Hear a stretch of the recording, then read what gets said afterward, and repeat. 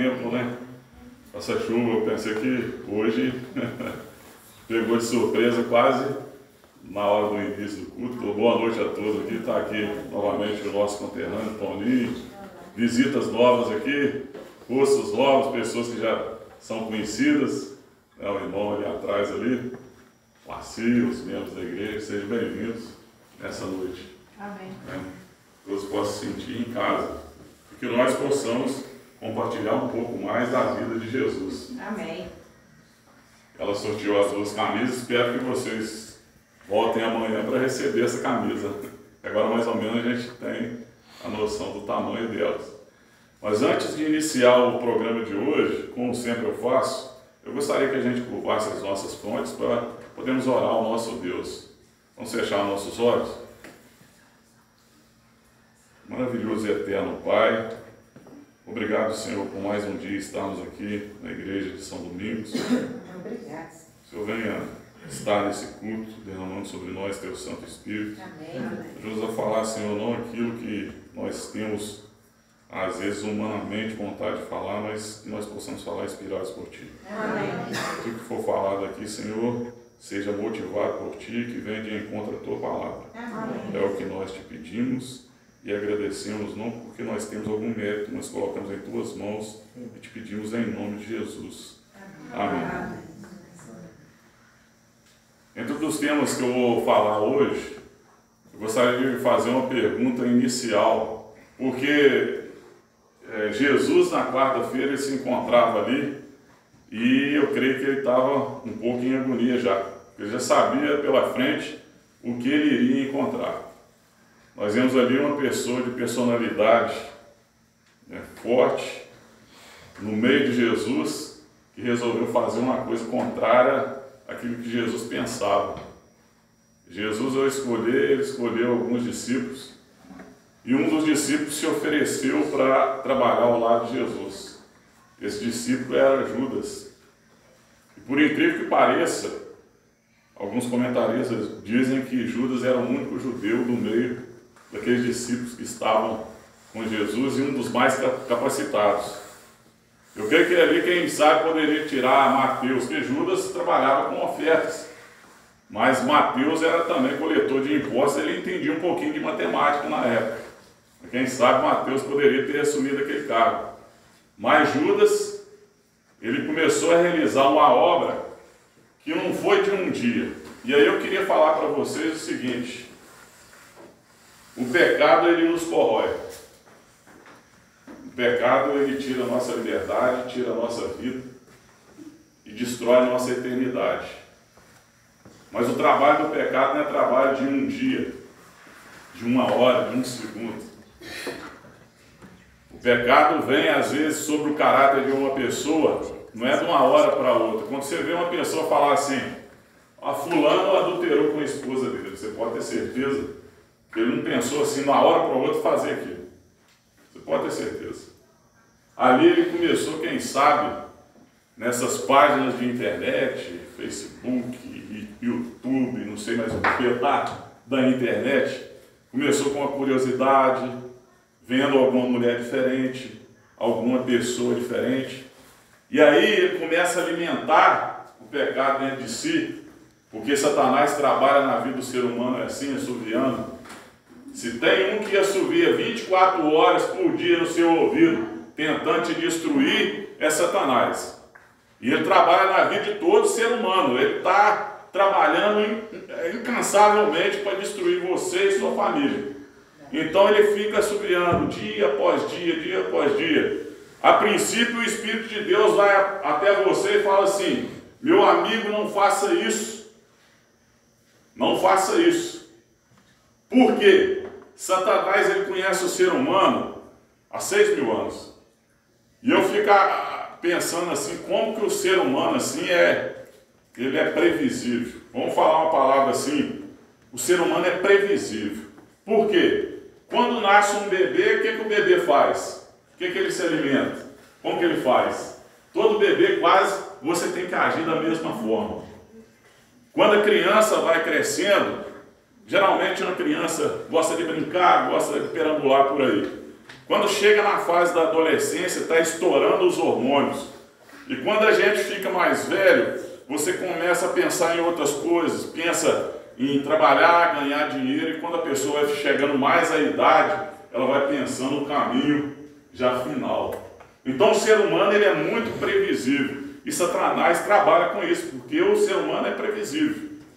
Nós, para quebrarmos esse ciclo de previsibilidade, vamos falar assim, é só através da comunhão com Deus. E como que eu tenho comunhão com Deus? Através da Bíblia, da oração e da adoração. Porque de tudo Satanás ele tem trabalhado com o ser humano, inclusive, eu disse aqui outro dia, Satanás ele tem falsificado algumas coisas que não estão de acordo com a Bíblia. Por exemplo, a palavra amor. Na Bíblia, quando você vai lá, quando Jesus encontra com Pedro, no grego, a palavra amor pode ter 3 sentidos: filéu, ágape e eros. O que é isso? Existia o amor erótico, que é o amor sexual de marido para mulher. Existia a palavra filéu, que é o amor, às vezes vocês até escutaram esse sermão, filéu é o amor de amigo para amigo. Eu tenho um amigo e eu amo ele. Não é o amor sexual. E tem o ágape, que é o amor de Deus. Aí vem o ser humano e mistura tudo. A gente tem que amar. Só que o amor de Deus, ele é diferente. E Satanás falsifica isso. Satanás falsifica a fé verdadeira. Fé verdadeira, a Bíblia fala, a fé vem pelo ouvir, e ouvir o quê? A palavra de Deus. Isso é fé verdadeira. Aquela fé que Abraão teve quando Deus falou com ele assim: vai, pega teu único filho e vai lá e oferece em holocausto. Conta-se até uma história engraçada que eu vou contar aqui, às vezes alguns não conhecem, a respeito da fé. Existiam as pessoas que estavam olhando o equilibrista, e o equilibrista ele estava lá passando por cima de um fio. Vocês já escutaram essa história, os adventistas escutaram, não sei se vocês já escutaram. O equilibrista ele pegava uma montanha bem alta, e ele ia caminhando, equilibrando, né, por cima de um fio, e todo mundo olhando, admirando, falando assim: nossa, esse cara é 10. E ele falava assim: ó, vocês acreditam que eu vou passar dessa montanha para outra montanha? Todo mundo aplaudiu. Tenho fé que você vai fazer isso. Todo mundo falava: nossa, eu tenho fé que você vai fazer isso. Era outra pessoa. E aí o equilibrista foi equilibrando e passou a montanha. Só que aí ele mudou a pergunta. Ele já não falou assim: vocês têm fé que eu vou fazer isso? Ele falou assim: eu quero testar a fé de vocês. Aqui está um carrinho de mão, e eu vou passar aqui por cima do fio. Eu quero que vocês venham e sentem aqui no carrinho para passar comigo.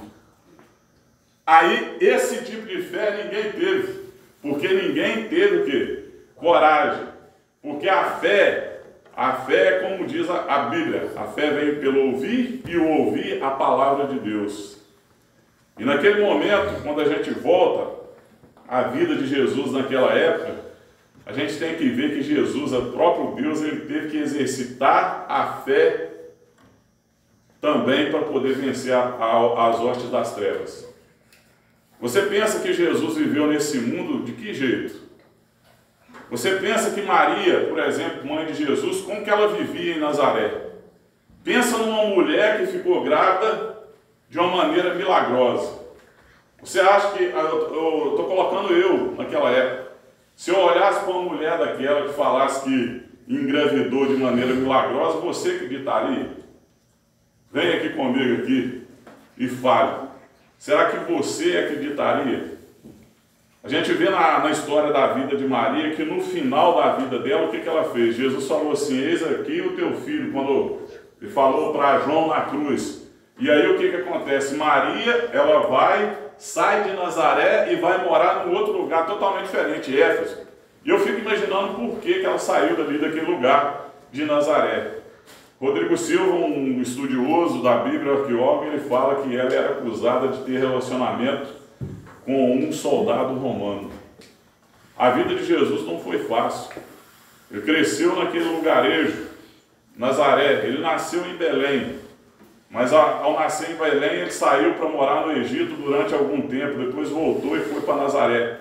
E ali todo mundo olhava para Jesus, e eu creio que alguns meninos da idade dele falavam: você é totalmente diferente, vem cá, vamos fazer uma bagunça aqui. Jesus, ele sempre mantendo o ritmo para poder vencer a tentação. Por quê? Aí eu quero colocar o sermão de hoje, porque esse conflito que Jesus passou não começou ali em Nazaré. O conflito que Jesus estava passando não iniciou naquele momento do nascimento de Jesus. O conflito que Jesus estava passando se iniciou em outro lugar totalmente diferente. E algumas pessoas falam assim, porque se a gente for tentar desculpar o pecado que destrói o ser humano, a gente começa a colocar algumas dúvidas na cabeça e fala assim: espera aí um pouquinho, eu peco porque Deus foi quem criou o diabo. Então eu começo a colocar a culpa em Deus. O ser humano tem essa mania. Aí eu peco, sou tentado pelo diabo, mas foi Deus que criou o diabo. E aí eu boto um ponto de interrogação: será que foi Deus que criou o diabo? Será que foi Deus que criou o diabo? Quando a gente vai na Bíblia, a Bíblia é muito clara em falar que Deus criou foi um anjo lindo e maravilhoso. É como eu dizer hoje, por exemplo, em dia, falar assim: Deus criou o ladrão? Para e raciocina, será que foi Deus que criou o ladrão? Quem que Deus criou? Quem que Deus deu vida? Não foi uma criança normal, um ser humano normal como eu e como você? Não foi isso? A criança nasceu normal. Deus deu vida àquela criança e nasceu normal. Quem optou em ser ladrão ou não foi quem? Foi o ser humano. Vocês estão entendendo o poder da vontade e o poder da escolha? O ser humano que escolheu ser ladrão, o ser humano que escolheu ser corrupto. Deus não criou nada disso que existe no mundo de maldade, não. O ser humano que tem escolhido ir por caminhos errados. E quando Deus criou, Ele criou um anjo perfeito. Ele criou o anjo perfeito, que era considerado um anjo de luz do céu. Só que aquele anjo, ele optou em seguir a vontade dele e fazer a coisa errada. E para nós entendermos o que Jesus passou no conflito nessa última semana, nesses últimos dias, a gente tem que parar e raciocinar, gente. E aí eu vou falar uma coisa aqui que vocês vão pensar assim: será que é assim? Mas é um direito de vocês e é bíblico.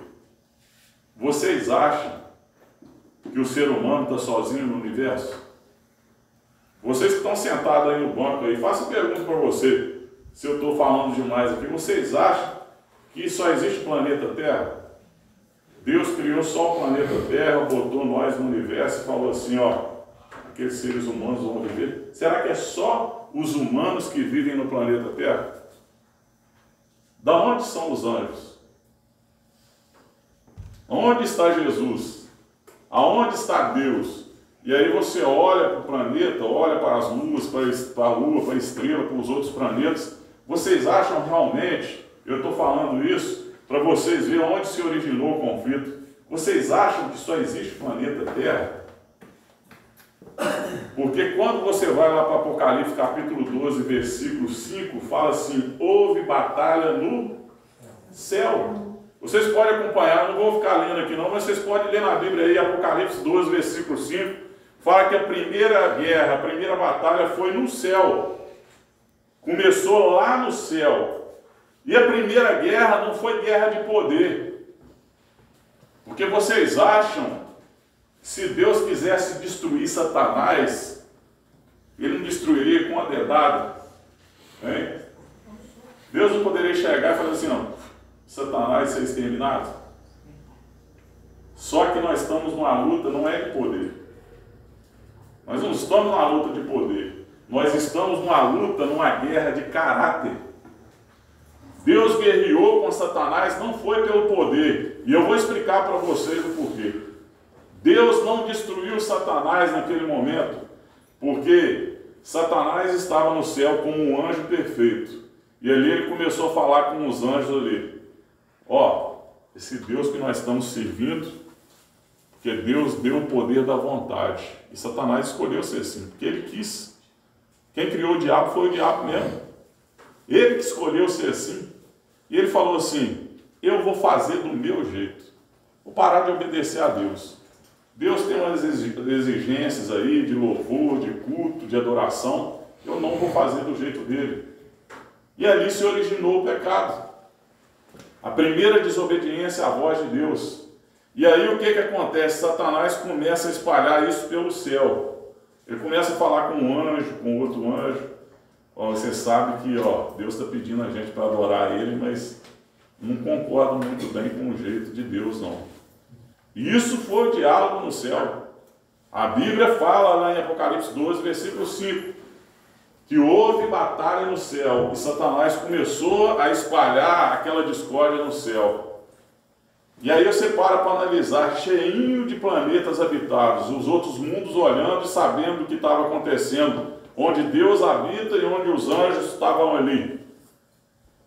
Imagina os outros planetas habitados igual o planeta Terra, se Deus chega e dá um assopro em Satanás e destrói Satanás em 1 segundo. Como que vocês pensam que os outros mundos reagiriam? Os outros mundos iam agir como? Eles iam adorar a Deus com amor ou com medo? Com medo. Eu não posso ser contrário a Deus. Se eu ser contraditório a Deus, Deus vai... Ele tem mais poder. E aí o poder da vontade ficaria em segundo plano. E Deus não quer ninguém que sirva a Ele por medo. Deus quer que todos nós sirvamos Ele por amor. Satanás, ele se arrastou do céu, denigrindo o caráter de Deus, porque Satanás é o pai da mentira. E começou a espalhar sobre o caráter de Deus, que a lei de Deus não serviria para nós. Começou a manchar o caráter de Deus. Isso foi arrastado durante 4.000 anos, até que chega Jesus. Aí que eu quero que vocês comecem a meditar naquela quarta-feira, quando Jesus estava ali. Você acha que Judas agiu sozinho? Ali estava o espírito das trevas. E nós aqui, nós temos que ter ciência disso. Nós não vivemos num mundo que às vezes você pode estar olhando materialmente, mas enquanto nós estamos olhando materialmente, tem um mundo invisível, onde tem anjos bons, que Deus mandou para te proteger quando você pede, porque Deus não te força, mas tem os anjos malignos que tentam destruir você 24 horas por dia. E quando a pessoa cede a esse tipo de pensamento, vem os anjos maus e destrói, e entra no corpo do ser humano. Nós vemos, por exemplo, quando Jesus expulsou os demônios daquele homem, o endemoniado gadareno. O que aconteceu com ele? Ele não era uma pessoa de sã pensamento, ele estava ali controlado pelo mal. E Jesus, falando com aquele endemoniado, ele ordenou assim que aqueles demônios fossem para onde? Para uma manada de porcos. Foram 2.000 porcos que morreram ali. Você vê o poder que tem Satanás. E Satanás, como ele não consegue destruir a Deus, ele tenta destruir quem? O ser humano, que é mais fraco.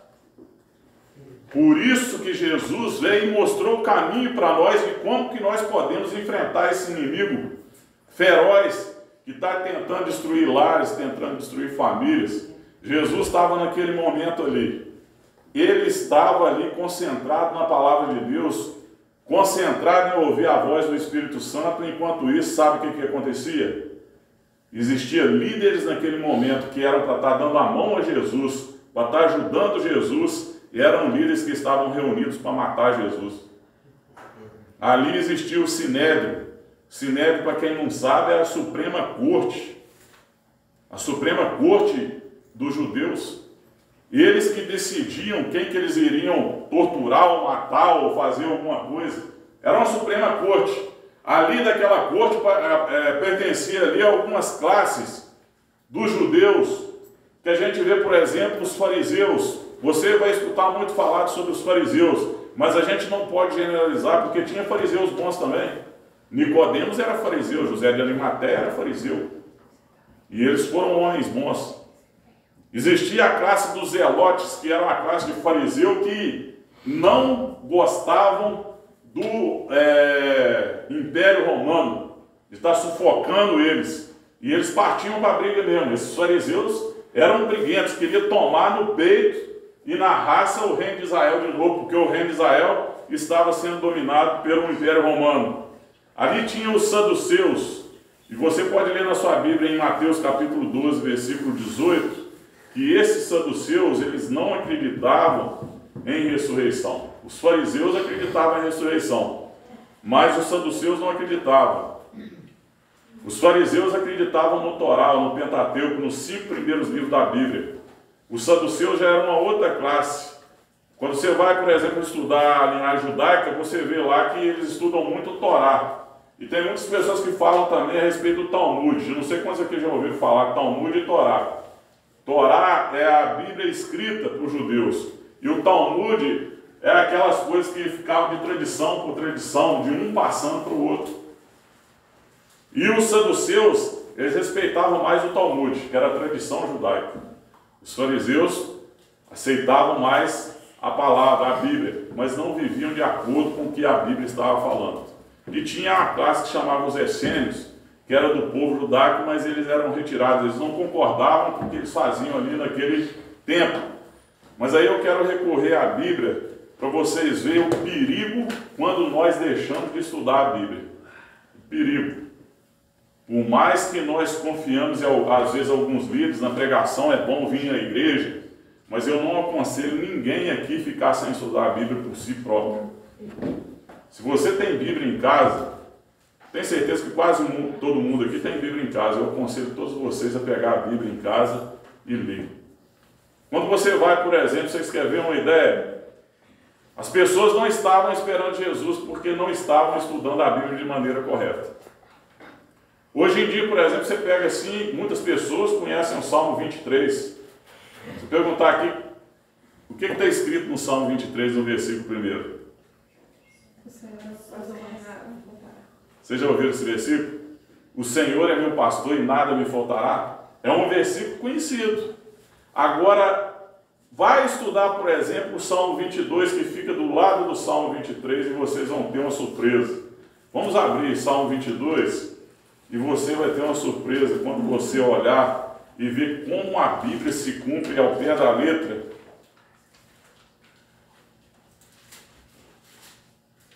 Salmo 22, versículo 1. Eu vou ler aqui para vocês, mais rápido, para vocês entenderem o que Jesus estava passando ali. Jesus estava ali na quarta-feira, esperando que aqueles homens aceitassem ele, soubessem que ele era o Messias. E o pessoal rejeitou Jesus porque não estavam estudando a Bíblia. Porque se eles pegassem, por exemplo, esse Salmo 22, versículo 1, o que diz aqui? Deus meu, por que me desamparaste? Deus meu, por que me desamparaste? Vocês lembram quem falou isso aí? Jesus na cruz. Se cumpriu em Jesus, Deus meu, por que me desamparaste? O Salmo 22 se cumpriu na cruz. Quando você lê o versículo 7, por exemplo, olha só o que fala o versículo 7 e o versículo 8. Todos que me veem zombam de mim, afrouxam os lábios e meneiam a cabeça. Confiou no Senhor, livre-o ele, salve-o, pois nele tem prazer. Vocês lembram daqueles soldados que ficaram falando assim? Já que ele confiou em Deus, que ele livra ele mesmo. Viu o Salmo 22 se cumprindo? Salmo 22 estava falando o que iria acontecer com Jesus. E se quando você vai, por exemplo, o versículo 16 do Salmo 22, olha o que fala aqui, ó. Cães me cercam, uma súcia de malfeitores me rodeia, traspassam-me o quê? As mãos. É coincidência, irmãos, essa profecia? Será que em quem se cumpriu isso? Traspassam-me as mãos e os pés. A própria Bíblia falando para o povo daquela época, quem seria o Messias? Quando você vai para o versículo 18 do Salmo 22, o que está falando aí?